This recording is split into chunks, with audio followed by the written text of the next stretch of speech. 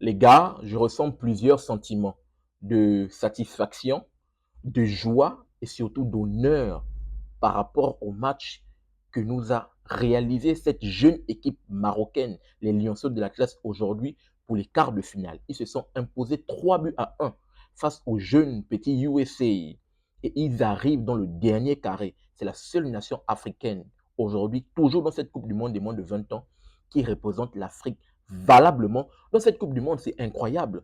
Après l'Afrique du Sud, le Nigeria et l'Égypte, malheureusement, qui sont éliminés, le Maroc représente valablement l'Afrique et continue sur sa belle lancée. De ce que je vois et de la performance des individualités qui ressortent de cette équipe, en passant par Otmar Marmat, Yassine Zabiri qui fait peut-être partie des meilleurs buteurs ici. Il tourne autour de 3 à 4 réalisations. De mon petit chouchou, Lossa 17, qui est le meilleur joueur pour ma part. Je pense que c'est la pièce maîtresse de cette équipe. Il est le joueur box-to-box. Jessine Yassine, Dossard 17, vraiment et d'autres joueurs vraiment qui sont très impressionnants, en passant par Baouf en défense centrale, ou bien Ben Chaoud au niveau du gardien. Vraiment, cette équipe a des individualités qui y répondent présents et on peut voir et ressentir que cette équipe a une âme.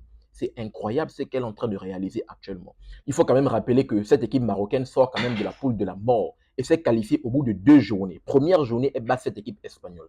Deuxième journée, elle bat le Brésil. En 2 journées, elle a décroché déjà la qualification et fini premier du groupe. La troisième journée, on s'est un peu posé des questions parce que, voilà, ils ont affiché l'équipe B, donc c'était un match de façon décontractée. Ils ont perdu face au Mexique. Donc on avait des interrogations, on se disait, est-ce que le faux pas là ne va pas peut-être casser la dynamique? Mais elle nous a montré que dans le match face à la Corée du Sud, en huitième de finale, elle a répondu présent. Elle a dit que le match face au Mexique, c'était juste un petit faux pas, petit raccourci. Elle a copieusement bastonné cette équipe de la Corée du Sud en huitième de finale. 2 buts à 1. Pour ma part, je pense que le score pouvait finir 2 buts à 0. Mais ils ont laissé.